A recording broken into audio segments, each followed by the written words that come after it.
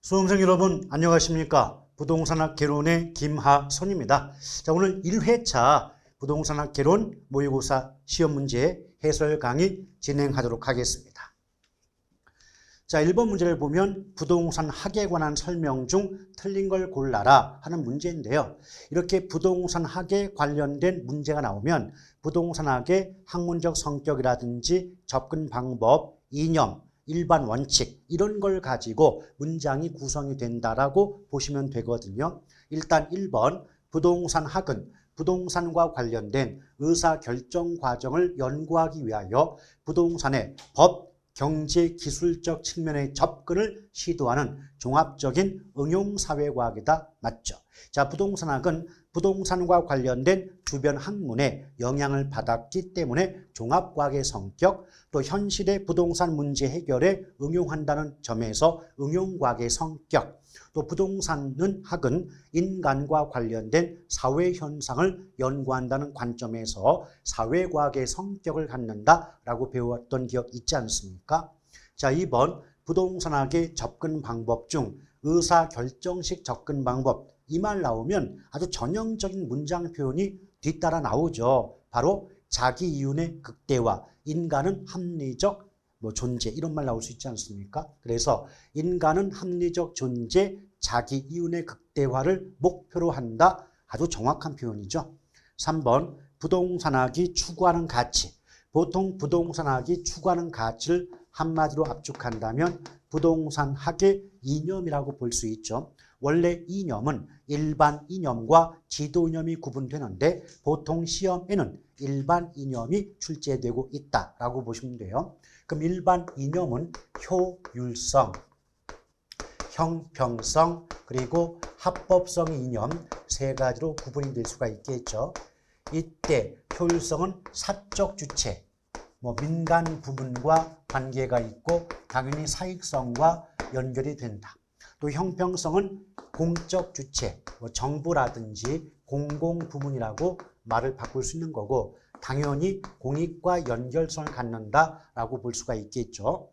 또 이때 사익과 공익은 상호 충돌 관계에 있기 때문에 공사에게 적절한 조화를 도모하는 원리가 중시될 수밖에 없겠죠. 그래서 상호 충돌 관계에 있는 공익과 사익의 적절한 조화 또는 효율성과 형평성의 적절한 조화를 도모하는 원리로 중시되는 원리가 합법성의 이념이다 라고 보시면 돼요.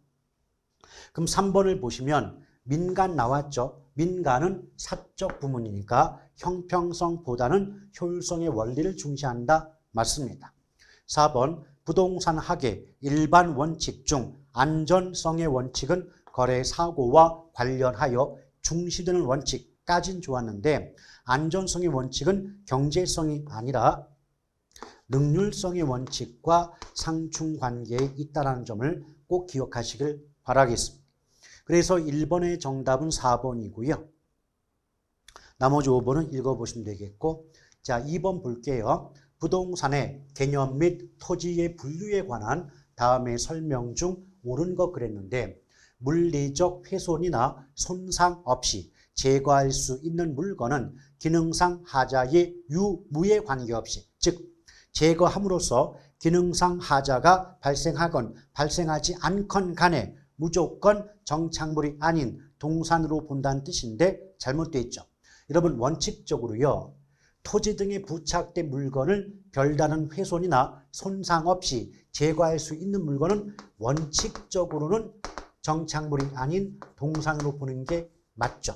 그러나 이렇게 물리적 훼손이나 손상 없이 제거가 가능한 물건일지라도 그 물건을 제거함으로써 기능상 하자가 발생하는 경우에는 하자가 발생한다면 이때는 정착물로 본다는 거예요.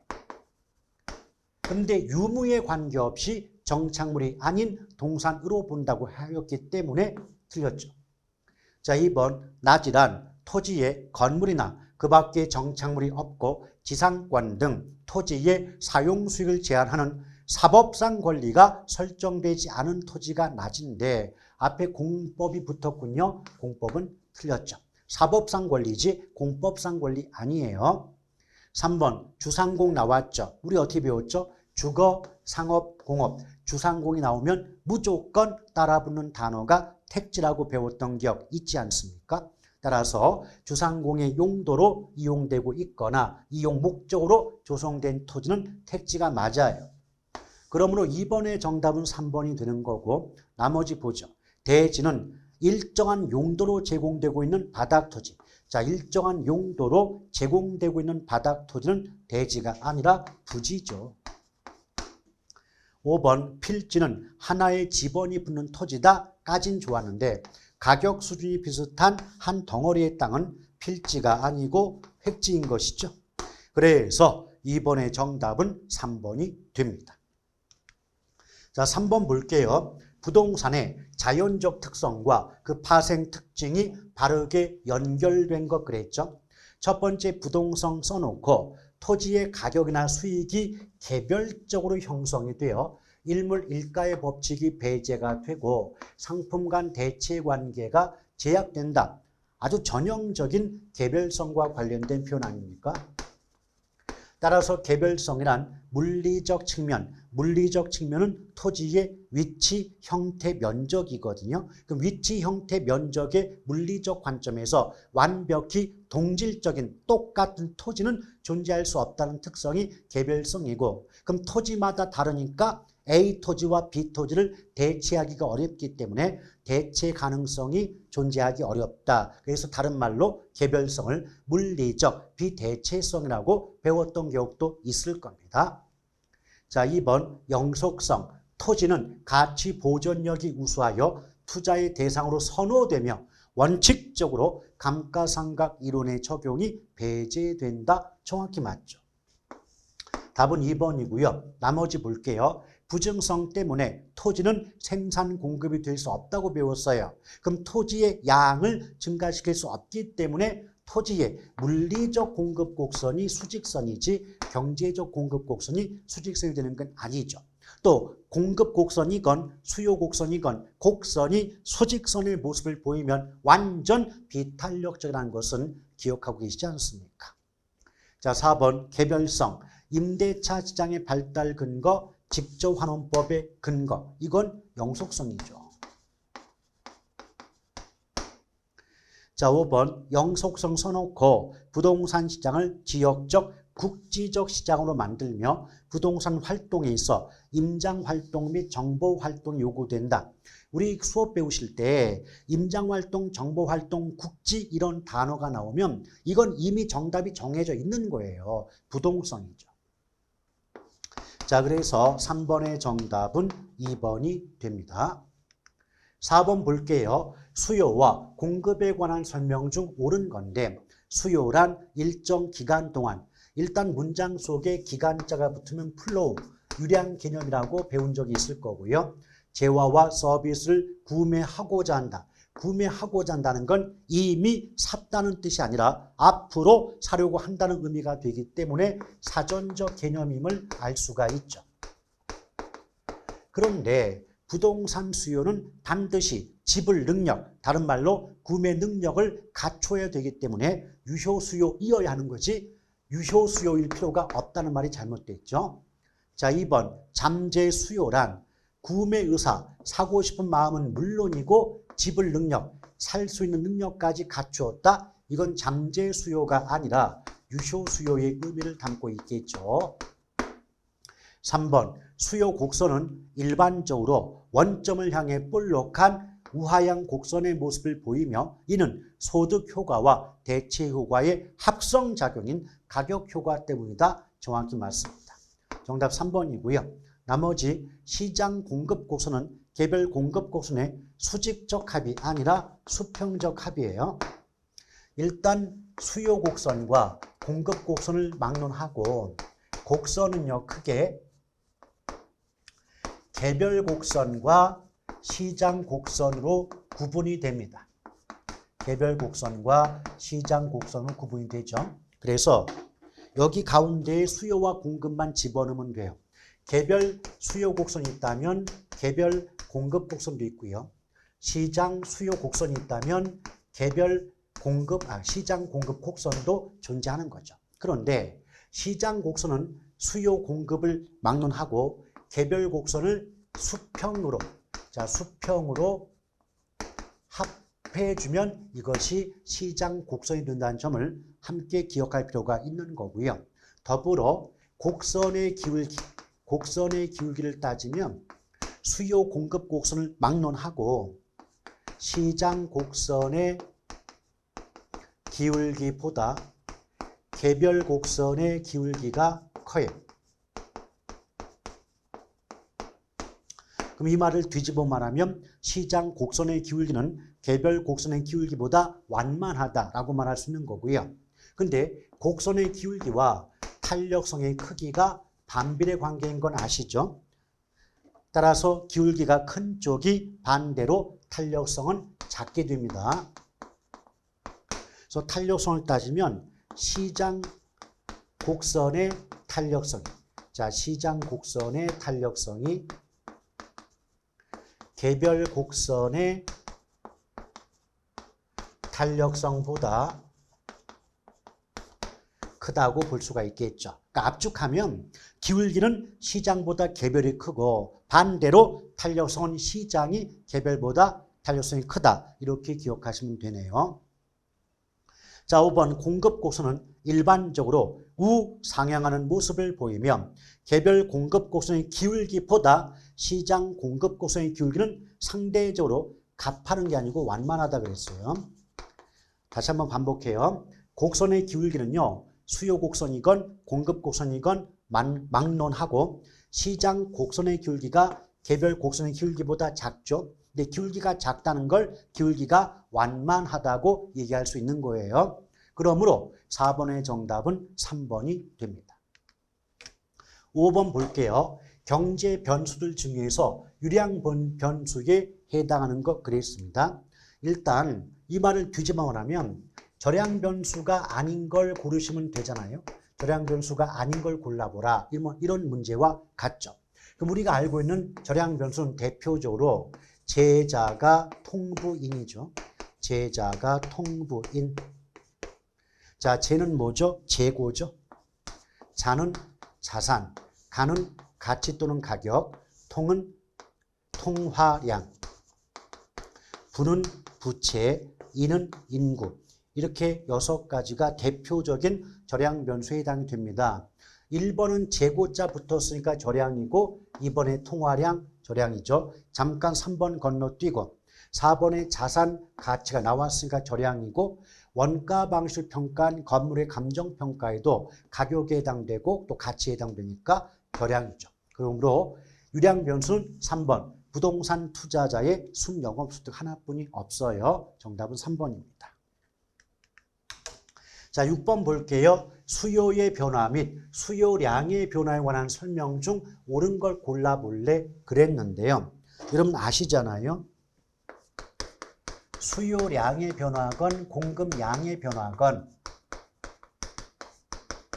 양자가 붙어요. 자, 양자가 붙을 때 하고 또 수요의 변화건 공급의 변화건 양자가 빠질 때는 원인 부분의 차이가 있다고 배우신 바가 있습니다. 그래서 이때 원인과 결과를 구분하게 되면 일단 수요량, 공급량, 양자가 붙을 때는 변화, 원인이 하나뿐이 없어요. 그 물건 가격 변화입니다. 그 물건을 예쁘게 포장하면 해당 재화라고 해요. 그 물건의 가격이 변화해서 그 물건의 수요량이건 공급량이건 양이 변동할 때는 양자를 붙여서 수요량의 변화 또는 공급량의 변화라고 얘기하고 있는 거죠. 근데 양자가 빠졌다. 양자가 빠질 때는 양자가 붙을 때 원인만 빼고 나머지가 들어가죠. 그래서 그 물건 가격이 아닌, 그 물건 가격 변화가 아닌 다른 원인에 의해서 그 물건의 양이 변동할 때는 양자를 빼고 수요나 공급의 변화라고 얘기하고 있는 거죠. 또한 이렇게 양자가 붙을 때는 동일 곡선상의 이동이 발생하는데 양자가 빠졌다. 수요 공급의 변화처럼 양자가 빠지면 곡선 자체가 이동한다. 자, 곡선 자체의 이동이 나타나게 되는 점, 차이점 기억할 필요가 있겠죠. 일단 1번, 빌라의 가격이 오름에 따라서 빌라의 수요량이 감소했다 나오죠. 이 문장을 잘 보시면 물건이 빌라라는 물건 하나뿐이 없죠. 그러면 그 물건 값이 변해서 그 물건의 양이 바뀌었죠. 이럴 때는 양자를 붙여줘야 되는 거고요. 얘는 지금 수요량의 변화가 되는 겁니다. 이미 앞에서 다 얘기 드렸습니다. 그 물건 값이 변해서 그 물건의 양이 바뀔 때는 양자를 붙여주고 양자가 붙을 때는 곡선상 이동이지 곡선 자체가 이동하지 않는다고 배웠죠. 그런데 수요량의 변화인데 곡선이 이동한다 했으니까 틀렸죠. 2번 볼게요. 수요량의 변화 시 수요곡선 자체의 좌우측의 이동을 초래한다. 분명히 양자 붙었죠. 양자 붙으면 곡선 이동하지 않는다고 배웠고요. 또 수요의 변화, 양자 빠졌죠. 양자가 빠지면 곡선 자체가 이동한다고 배우셨죠. 그렇기 때문에 이 문장은요. 맨 앞에 수요량의 변화와 중간쯤의 수요의 변화, 요 위치만 위아래 바꿔버리면 옳은 문장일 수 있었는데 안타깝습니다. 자, 3번 수요량의 변화, 지금 양자 붙었죠. 그랬더니 그 물건 가격 변화가 아닌 다른 원인 때문에 양이 바뀐다. 아니에요. 양자가 붙으면 그 물건 값이 변해서 양이 바뀔 때는 양자를 붙이는 거고 3번 문장처럼 그 물건 값 아닌 다른 이유 때문에 양이 바뀔 때는 양자를 빼주는 겁니다. 그럼 수요의 변화라고 해 맞는 거예요. 자, 4번 수요의 변화란 해당 재화의 가격 변화로 인해 해당 재화의 수요량이 변한다. 그 물건 값이 변해서 그 물건의 양이 바뀔 때는 양자를 붙여준다고 했잖아요. 그럼 얘는 수요의 변화가 아니라 수요량의 변화를 의미한다고 보시면 되죠. 자, 5번 볼게요. 단독주택의 가격이 오름에 따라서 빌라의 수요가 증가하는 경우 이는 수요의 변화에 해당한다. 맞죠? 왜냐하면 A라는 물건, 자, 단독주택을 A라는 물건이라고 보고 빌라를 B라는 물건이라고 보자 이거죠. 그러면 빌라 입장에서 빌라의 가격이 바뀐 게 아니라 빌라 대신 쓸 수 있는 대체재인 단독주택의 가격이 변화함으로써 해당 재화인 빌라의 수요량이 변화한 거니까 이것은 빌라라는 그 물건 값이 변한 게 아니지 않습니까? 맞죠? 그래서 무조건 어떤 말이 나와도 그 물건 값이 변하지 않고 수요량이 바뀐다면 양이 바뀐다는 건 수요의 변화, 양자 빼고 수요의 변화라고 얘기하는 겁니다. 다시 한번 단독주택이 있고 빌라가 있죠. 그럼 빌라 입장에서 다른 물건인 단독주택 가격이 변해서 빌라의 수요가 바뀌었잖아요. 맞죠? 그러면 빌라라는 그 물건 값이 변해서 빌라의 수요량이 바뀐 게 아니라 단독주택이라는 다른 물건의 가격이 바뀜으로써 빌라의 수요량이 바뀐 거니까 그 물건 값 변화가 아니기 때문에 양자 빼서 수요의 변화라고 해야 맞는 겁니다. 그러므로 6번의 정답은 5번이 되죠.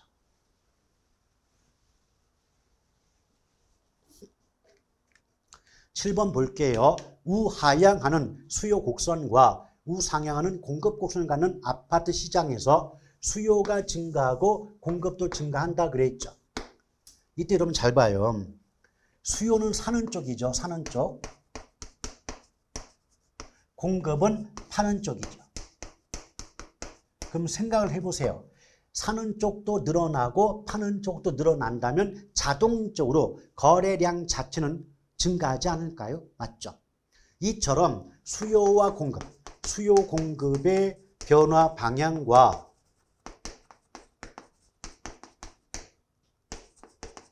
양의 변화 방향은 일치해요. 아시겠죠? 그 마찬가지죠. 구체적으로 수요가 늘어난다. 같은 방향이니까 양 증가한다. 또 뒤집어서 수요 감소한다. 그럼 같은 방향이니까 양은 감소한다 나와요. 마찬가지예요. 공급도 증가한다 나오면 양은 같은 방향 증가. 공급이 감소한다 나오면 양 같은 방향 감소자가 붙습니다. 오케이? 그런데 문제는 수요와 공급이 같은 방향으로 바뀌지 않았습니까? 맞죠? 그럼 수요와 공급이 같은 방향이면 자, 수요 공급이 동일 방향으로 변동하는 경우에는 앞에서 보신 것처럼 양의 변화는 알 수가 있어요. 그러나 가격의 변화는 정확히 알 수가 없다라고 보시면 됩니다. 그 문장 속에서 가격은 정확히 알 수 없고 양은 증가한다고 나온 말은 1번뿐이 없으니까 7번의 정답은 1번이 돼요. 자, 8번 볼게요. 임대 아파트의 수요 함수가 자, 부호가 빠졌죠. QD는 1000-2P고 공급 함수는 QS는 300 플러스 3P일 때 정부가 아파트 임대료를 120만 원으로 규제한다면 이 규제 하에서 초과 수요 또는 초과 공급과 수량은 얼마이냐 그랬는데 이 계산 문제를 풀어내기 앞서서 한 가지 요령을 알려드릴게요. 자, 임대료 규제가 됐건 분양가 규제가 됐건 간에 가격을 규제한다. 이 말 나올 때 절대 궁합이 맞지 않는 함께 쓸 수 없는 단어가 있죠. 바로 초과 공급이에요. 자, 가격 규제란 말과 함께 쓸 수 없는 말은 초과 공급. 얘는 나올 수가 없는 말이에요. 그러면 분명 임대료를 규제한다 그랬죠. 근데 보기 5개 중에 초과 공급 적혀있는 3번과 4번은 처음부터 답일 수가 없다. 임대료 규제나 분양가 규제와 초과 공급은 상극의 구간, 섞어 쓸 수 없는 표현이에요. 그럼 일단 이제 초과 수요가 나왔다. 그 말은 원래의 균형 가격보다 낮게 통제했다는 뜻이니까 굳이 다른 거 구할 거 없이 이 규제된 가격을 각각의 P가 가격 아닌 P에 대입만 하시면 됩니다. 한번 볼게요. QD는 수요량이죠. 수요량. 자, 수요량의 경우는 1000-2P인데 자, 이 P라고 하는 것은 P가 가격, 임대료가 120이죠. 그럼 2 곱하기 120이 돼요. 그러면 2 곱하기 120은 240 아닙니까?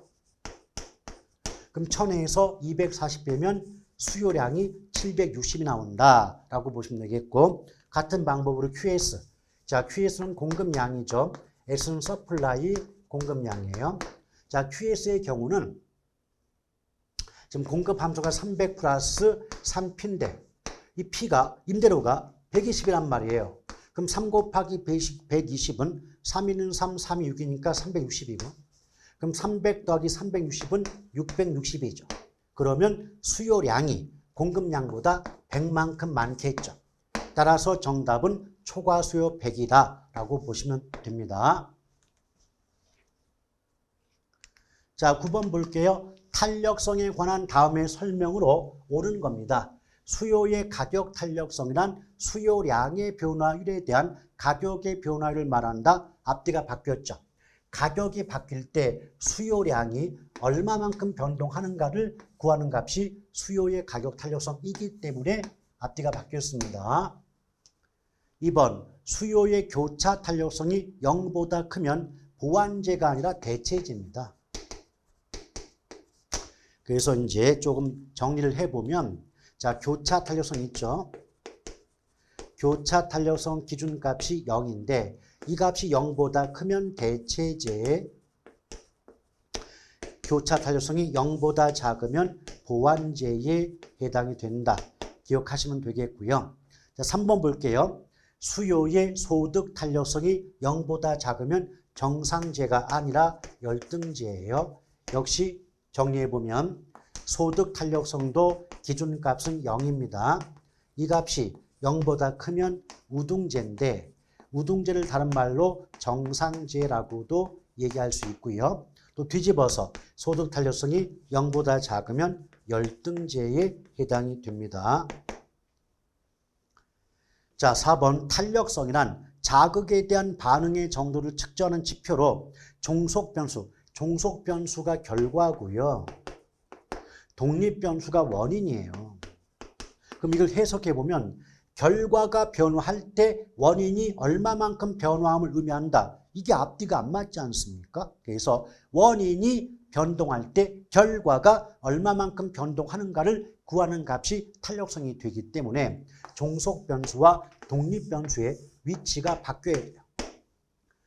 그럼 당연히 정답이 5번 같은데 수요의 가격 탄력성이 1보다 크다.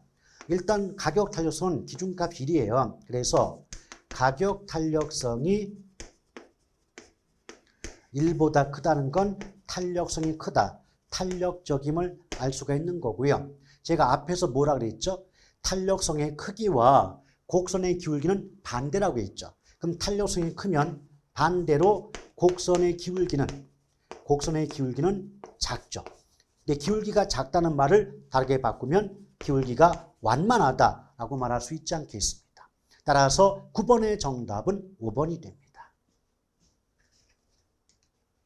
자, 10번 볼게요. 에치켈의 거미집 이론에 대한 설명 중 옳은 것.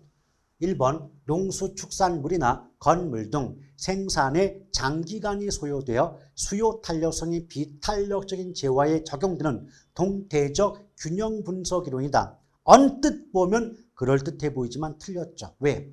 그럼 봐봐요. 요령 하나 알려드릴게요. 앞에 생산자 붙었죠. 그럼 생산자가 붙으면 수요 측면입니까? 공급 측면입니까? 공급과 연결되지 수요와 연결성이 없잖아요. 그래서 생산에 장기간이 소요된다는 건 그만큼 공급이 바로바로 안 된다는 의미가 되기 때문에 공급이 비탄력적이다. 이런 말과 같은 의미가 되죠. 그래서 공급 탄력성이지 수요 탄력성이 아닙니다. 2번 수요와 공급의 시간적 격차 때문에 주기적으로 공급 초과와 수요 초과를 반복한다. 근데 공급 초과와 수요 초과란 말 자체가 수요량과 공급량이 일치하는 상태가 아니죠. 그럼 이 자체를 불균형이 되겠죠. 불균형. 그럼 불균형 상태에서 수요량과 공급량이 일치하는 균형점을 찾아 이동하는 모습이 거미집 모습과 비슷하다고 해서 붙여진 별칭이 거미집 이론입니다. 그러므로 2번은 맞네요. 3번 볼게요. 부동산은 가격이 바뀔 때 수요량은 즉각 변동하죠. 수요량은 즉각 변동하는데 그에 비해서 공급량은 일정 기간 후에 변동합니다. 자, 공급량은 일정 기간 후에 변동해요.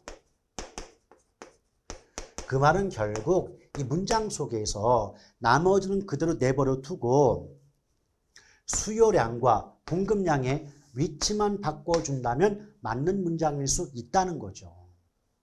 자, 4번 공급 탄력성이 수요 탄력성보다 크다. 그럼 수렴하여 안정적 균형을 이룬다. 틀렸습니다. 일단 문장 해석할 때 뭐뭐하는 경우 이 말 나오면 경우 앞에서 끊어주시고 크다 작다 나오면 제발 부등호 좀 그려주세요. 그럼 공급이 수요보다 탄력성이 크죠. 그럼 우리 뭐 배웠어요? 거미집이론의 유형 배울 때 수탄수, 공탄발 배웠던 기억나죠? 그럼 수탄수, 공탄발이 뭐예요? 수요가 더 탄력적이면 수렴하고 공급이 탄력적이면 발산한다. 그래서 암기법이 수탄수, 공탄발이죠. 이 문장에서 공급이 수요 탄력성보다 크다 그랬다. 그럼 공급이 더 탄력적이니까 공탄발이 되기 때문에 수렴이 아니라 발산한다는 말이 나와줘야 되죠. 틀렸고요. 5번 수요 곡선의 기울기 절대값보다 공급 곡선 기울기의 절대값이 크다. 항상 경우 앞에서 끊어주고 크다 작다 나오면 부등호 그려줄 것. 그럼 기울기는 공급이 크단 말이에요. 오케이? 근데 우리 조금 아까 제가 뭐라고 언급했어요? 탄력성과 곡선의 기울기는 반대다. 그럼 기울기는 공급이 크다면 반대로 탄력성은 반대니까 수요 탄력성이 공급의 탄력성보다 큰다는 말과 같은 거예요, 이게. 그럼 수탄수가 되니까 얘는 발산이 아니라 수렴형에 해당이 되겠죠. 꼭 기억하십시오. 탄력성의 크기와 곡선의 기울기는 반대예요. 탄력성이 크면 기울기 작게 되는 거고요. 탄력성 작으면 기울기가 커져요. 기울기 가파라집니다. 조심해서 잘 기억하시길 바랍니다. 자, 11번 볼게요. 부동산 및 부동산 시장 특성에 관한 설명 중 틀린 겁니다. 1번 부동산 특성 중 개별성으로 인하여 개별성 때문에 상품의 비표준화성이라는 부동산 시장의 특성이 나타난다. 맞죠? 그래서 부동산 시장의 특성은요. 거상은 시국을 고려하여 매수한다. 이게 부동산 시장의 특성 이 부분이거든요.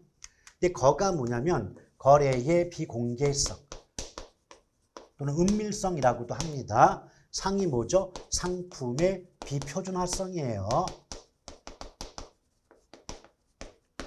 시는 시장의 비조직화성, 국은 시장의 국지성이죠. 또 매는 매매 기간의 장기성이에요. 수는 수급 조절의 곤란성. 자, 이렇게 기억하시면 되겠네요. 어찌됐건 제가 지금 무슨 말씀 드리고 싶었냐면 여기 상품의 비표준화성, 거래의 비공개성, 시장의 비조직성, 공통적인 글자가 비자 돌림이죠. 비자 돌림은 모두 부동산의 특성 중 개별성과 관계가 있다는 정도로 익혀두시면 좋겠습니다. 2번, 부동산 공급은 단기보다 장기로 갈수록 탄력성이 커져요. 단기 공급 곡선보다 장기 공급 곡선의 기울기가 완만한 모습을 보인다. 맞죠?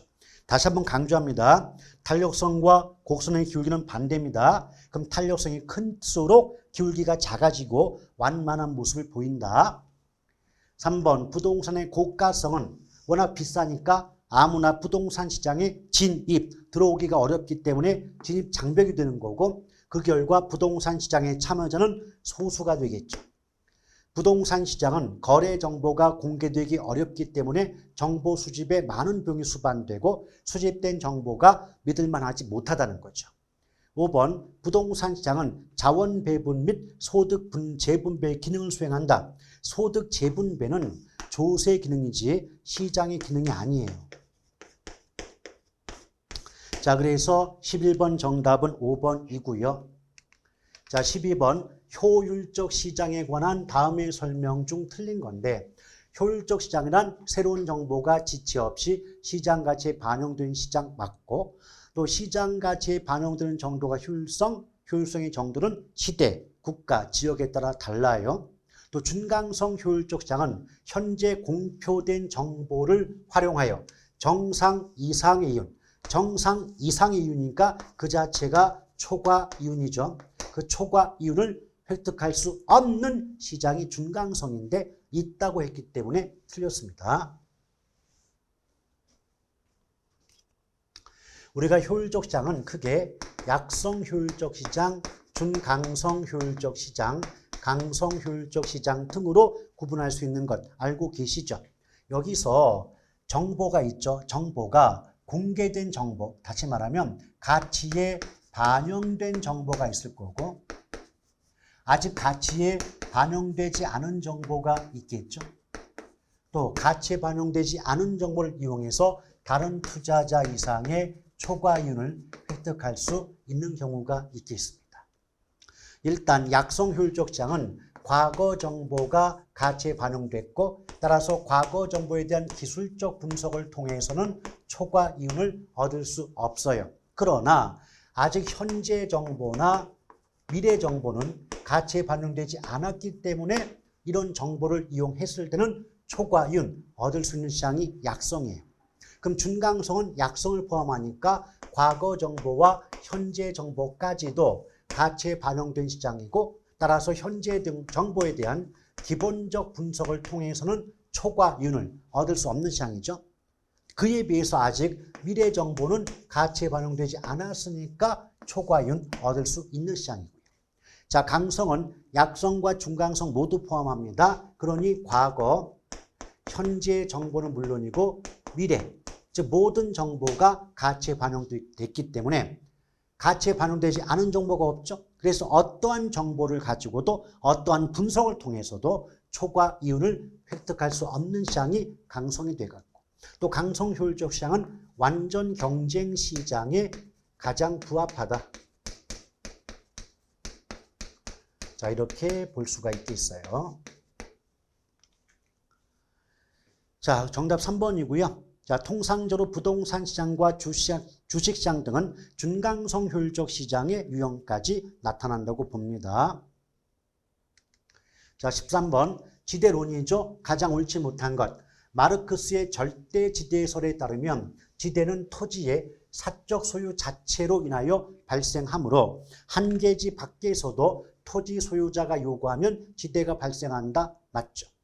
입찰지대란 단위 면적 토지에 대해 토지 이용자가 지불할 용의가 있는 최대한의 금액이다. 그래서 초과이윤이 0이 되는 수준의 지대 맞고요. 자, 튀넨의 입지지대론에 의하면 시장에 가까워질수록 지대가 올라가니까 집약농업, 시장에서 멀어질수록 지대가 낮아지므로 조박농업이 입지한다. 맞고요. 4번 입찰지대 곡선의 기울기는 단위당 토지 사용량으로 단위거리당 한개 운송비를 나눈 값으로 도심에서 멀어질수록 완만한 모습을 보인다. 맞아요.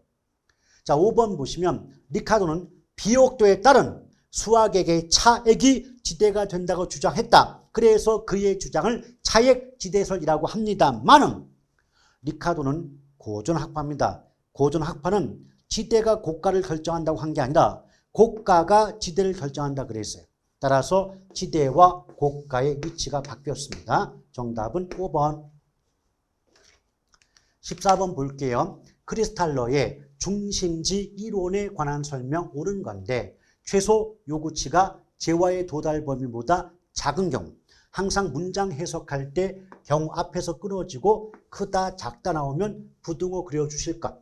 그럼 최소 요구치가 재화의 도달 범위보다 작다. 이 경우는 중심지가 형성되죠. 이 말을 뒤집어 말하면 재화의 도달 범위가 최소 요구치보다 클 때 중심지가 성립할 수 있는 겁니다. 똑같은 말이에요. 자, 2번 자동차 교통이 발달하면 저차 중심지는 쇠퇴하게 되고 고차 중심지가 발달하게 되죠. 그래서 발달을 쇠퇴로 바꾸거나 발달을 내버려 두고 싶다면 저차를 고차로 바꿔주거나 둘 중에 하나 하신다면 2번도 옳은 지문이에요. 3번 저차 중심지에서 고차 중심지로 갈수록 중심지 간의 간격이 멀어진다는 건 맞지만 중심지의 수는 줄어들어요. 이걸 예쁘게 말하면 피라미드형 계층 구조를 보인다. 이런 식의 표현이 나올 수가 있는 거죠. 우리가 보통 저차 중심지 그러면 동네 슈퍼, 고차 중심지 나오면 백화점이라고 써놓고 문장을 해석해 보시면 어렵지 않게 정답 구할 수 있습니다. 4번 고차 중심지의 기능은 적차 중심지의 기능에 비해 훨씬 다양하고 복잡하다. 맞죠? 5번 저차 중심지에서 고차 중심지로 갈수록 최소 요구치가 커지며 재화의 도달 범위도 늘어나는 거죠. 증가하는 겁니다. 그래서 14번의 정답은 4번이에요. 15번 산업 특성과 입지 요인에 관한 설명 중 옳은 건데 수송비의 비중이 적고 기술 연관성이 높다. 이건 아주 전형적인 표현이거든요. 이 말 나오면 집적이가 답이죠. 그래서 분산 입지가 아니라 집적 입지함이 바람직하다. 아주 전형적인 표현입니다. 2번 입지 중량이 1.5라고 했죠. 입지 중량은 원료지수 플러스 1과 같은 말인데 얘는 기준값이 2거든요. 이 값이 2보다 크다. 그럼 원료 지향이 되는 거고 입지 중량값이 2보다 작으면 시장 지향형 입지가 유리합니다. 그럼 1.5라는 말은 2보다 작은 값이니까 원료 지향이 아니라 시장 지향형 입지가 맞는 말이죠. 자, 3번 볼게요. 제품 중량이 원료 중량보다 크다. 그럼 제품의 무게가 원료의 무게보다 크다는 것은 수송비 역시도 제품의 수송비가 원료의 수송비보다 많이 들어간다는 얘기 아닙니까? 그럼 비용을 감소시키려면 제품 수송비를 줄일 수 있는 시장 근처에 입지함이 바람직하겠죠. 그래서 3번이 맞는 말이고요. 4번 보시면 완제품이나 중간재. 벌써 완제품이나 중간재는 완제품이니까 제품 완성됐어요. 그럼 팔아 먹어야 되지 않습니까? 그럼 시장 가까운 곳에 공장 세워야 되겠죠. 자, 5번 국지원료. 국지 원료는 특정 지역에서만 국한되어 구할 수 있는 원료가 되기 때문에 이 말 나오면 원료 지향의 입지가 답이죠. 근데 몽땅 묶어서 모두 시장 인근 그랬기 때문에 틀린 겁니다. 자, 15번 정답은 3번. 16번 볼게요. 주거 분리와 주택 여과에 관한 설명 중 옳은 것. 직주 분리란 저소득층의 주거지역과 고소득층의 주거지역이 서로 분리되는 현상이다. 이게 주거 분리예요. 직주 분리가 아니라 주거 분리죠. 또 제목도 주거 분리 써 있잖아요. 직주 분리는 직장과 주거지역이 분리되는 현상입니다. 2번 고소득층의 주거지역에 인접한 저가주택은 할증, 보다 비싼 값에 거래가 되고요. 저소득층 주거지역에 가까운 고가주택은 할인, 보다 싼 값에 거래될 수가 있겠죠. 그럼 2번이 맞아요. 3번 주거 분리 현상은 정의 외부 효과는 추구하고 부의 외부 효과는 차단 또는 배제하는 과정 속에서 나타나는 거죠. 쉽게 말하면 좋은 영향은 받고자 할 거고 안 좋은 영향은 피하려고 하겠죠. 4번 저소득층 주거지역에서 주택의 개량 비용, 집을 고칠 때 들어가는 비용, 돈보다 개량 이후에 주택 가치 상승분이 크다면 집 고치는 비용보다 주택의 가치가 높게 올라간다면 집을 고치려고 하겠죠. 그럼 집을 고치게 되면 주택의 질적 수준이 올라가니까 상향 여과가 발생할 수 있는데 하향 여과라고 하였기 때문에 틀렸고요. 5번 고소득층 주거지역의 저소득 재층의 인구 유입이 지속자. 소득이 낮은 인구가 유입이 돼. 그럼 계속 그 지역은 나중에는 못 사는 동네, 소득이 낮은 분들이 사는 동네로 바뀔 거 아니에요. 그럼 상향 여과입니까? 하향 여과가 나옵니까? 하향 여과가 되겠죠. 자, 그래서 이 문제의 정답은 2번. 자, 17번. 부동산 시장에 대한 정부의 공적 개입과 관련된 설명 중 틀린 건데, 자, 불안전 시장으로 인한 시장 실패를 보완하기 위해 정부가 시장에 개입할 수 있다. 맞죠? 소득 재분배, 주거복지 증진 등 사회적 목표를 달성하기 위해 개입할 수 있다. 맞죠? 이걸 굳이 구분한다면 정부의 시장 개입의 기능, 이유를 구분할 때 시장 실패 보완을 위해서 시장에 개입하는 경우를 경제적 기능, 또 사회적 목표를 달성하고자 시장에 개입하는 경우를 정치적 기능 또는 정책적 기능 이렇게 구분하는 경우도 있습니다. 자, 토지 소유자 입장에서 효율적인 이용이라 할지라도 주변 토지 이용과 부조화가 발생할 수 있기 때문에 정부의 개입이 필요하다. 맞고, 또 부동산 시장에서 정보가 불완전하더라도 자원 배분의 효율성이 달성된다? 달성되지 않아요. 이 정보의 불완전성은 시장 실패의 원인 중에 하나 아닙니까? 여기서 자원 배분의 효율성이 달성된다. 이것은 시장 실패가 발생하지 않는다는 말과 같아져요. 그런데 우리가 어떻게 배웠죠? 공공재, 외부 효과, 불완전 시장, 규모의 경제, 정보의 비대칭성 등으로 인해서 시장 실패가 발생한다고 배웠잖아요. 그렇죠? 자, 공원동과 같은 공공재의 경우 과소 생산의 문제가 발생할 수 있기 때문에 정부가 개입할 수 있다. 맞고. 그래서 17번의 정답은 4번이 됩니다. 18번 볼게요. 부동산 시장에 대한 정부의 직접 개입 방식으로 옳게 묶인 것 그랬죠. 옳게 묶인 거. 일단 우리가 금자 돌림, 정부의 개입 중에서 금자 돌림은 모두 간접 개입이에요. 간접 개입. 원래 정부의 시장 개입 수단이요. 직접적 개입, 간접적 개입, 토지 이용 규제 세 가지 구분되죠. 그때 금자 돌림 이게 뭐냐면 예컨대 뭐 보조금을 지급한다거나 부담금을 부과한다거나 세금을 부과하거나 금융상 지원이 이루어질 때 공통적인 글자가 금이잖아요. 금. 그리고 이 세금 대신에 조세라고 해도 어차피 금자가 없어도 조세는 세금이지 않습니까? 그리고 금융상 지원이니까 예컨대 뭐 LTV 대부비율이라든지 DTI 총부채 상환비율에 대한 뭐 규제가 뭐 확대가 된다, 축소가 된다 이런 것들도 금융과 관계 있기 때문에 간접 개입에 해당이 되는 거죠. 그럼 볼게요. 지금 물어본 건 직접 개입 물어봤어요. 네, 1번에 부담금, 금 나왔네요. 그렇죠? 2번 잠깐 건너뛰고 3번에 부동산 조세 세금 나왔네요. 4번에 주택보조금 금 나왔네요. 5번에 담보대출 규제 금융자 금융죠 금융 나왔네요. 그럼 자동으로 정답은 2번이죠. 자 19번 볼게요. 토지은행제도 다른 말로 토지비축제도라고도 하죠. 그럼 토지은행 또는 비축이란 공공이 정확히 말하면 토지비축제도 은행제도의 시행주체가 토지주택공사죠. 장래의 토지 수요에 대비하여 대량의 토지를 사전에 매입해서 가지고 있다가 장래의 토지 수요자, 땅이 필요한 사람들에게 그 모아놓았던 땅을 팔아먹거나 빌려주는 제도가 토지비축제도 맞습니다. 자, 토지은행제도는 공익사업용지의 원활한 공급과 토지시장 안정에 기여할 수 있다 맞는데 우리나라의 토지은행 개정이 두 가지가 있어요.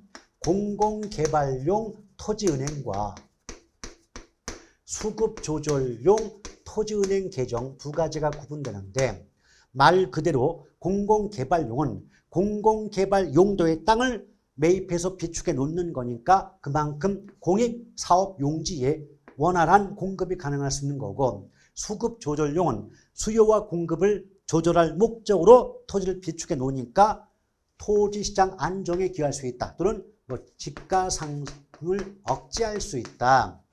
이렇게 구분해 볼 수가 있겠죠. 3번 정부 또는 공공기관이 토지를 매입 또는 수용하여 택지를 조성, 건축한 후 실수요자들에게 분양 또는 임대하는 방법을 토지은행이나 한다 그랬는데 잘 봐요. 공공이 토지를 매입 또는 수용해서 택지를 조성, 건축, 건물을 짓고 그것을 분양 또는 임대한다. 이것은 공영개발이죠. 공공에 의한 개발이지 이게 토지은행 제도가 아니겠죠. 그래서 이 문제의 정답 3번이고요. 자, 대량의 토지를 사전에 매입 비축하니까 장기적인 계획의 수립이 가능해지고 또 도시 스프롤, 불규칙적인 난개발을 방지할 수가 있겠죠. 자, 나머지 5번 문장도 많이 나오는 말이니까 읽어보실 것. 자, 20번 문제입니다. 임대 관련 제도에 관한 설명 중 틀린 거 물어봤는데요. 임대료 보조를 받아서 임대료 보조 받습니다. 그러니까 임대료의 일부를 지원받는 거죠. 그럼 임대료 일부를 지원받았으니까 저소득층의 효용 증대는 만족이 높아지니까 소득 효과와 대체 효과 때문이다. 맞고요.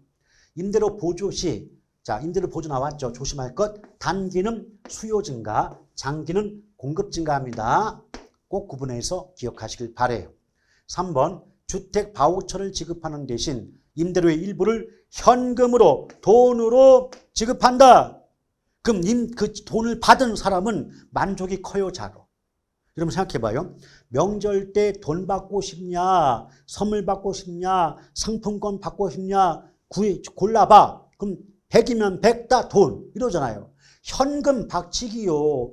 돈이 얼마나 좋으면 벼락도 돈벼락, 방석도 돈방석 아닙니까? 그러므로 돈으로 받았다. 효용, 만족은 높아지는 거죠. 만족감이. 그럼 효용은 증가하는 거지 감소할 이유가 없는 거죠. 그러므로 이 문제의 정답 3번이고요. 또 시장의 균형 임대료보다 낮은 수준으로 임대를 규제한다.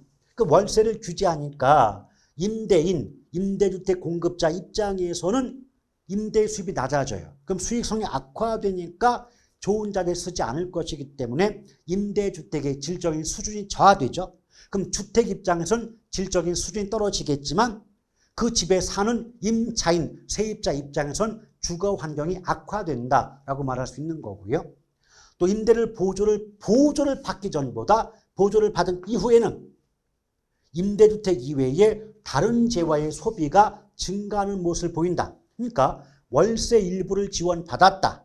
그러면 월세 원래 30을 내야 되는데 10만 원 지원받으면 20만 내면 되죠. 그럼 10만 원 돈 굳었죠. 그럼 굳은 돈 10만 원 가지고 평소에 먹고 싶었지만 못 사 먹었던 오뎅, 떡볶이, 순대, 만두, 족발의 소비가 늘어난다, 줄어든다, 증가하겠죠. 그래서 20번의 정답은 3번이 됩니다. 자, 21번부터는 다음 시간으로 이어가도록 하겠습니다.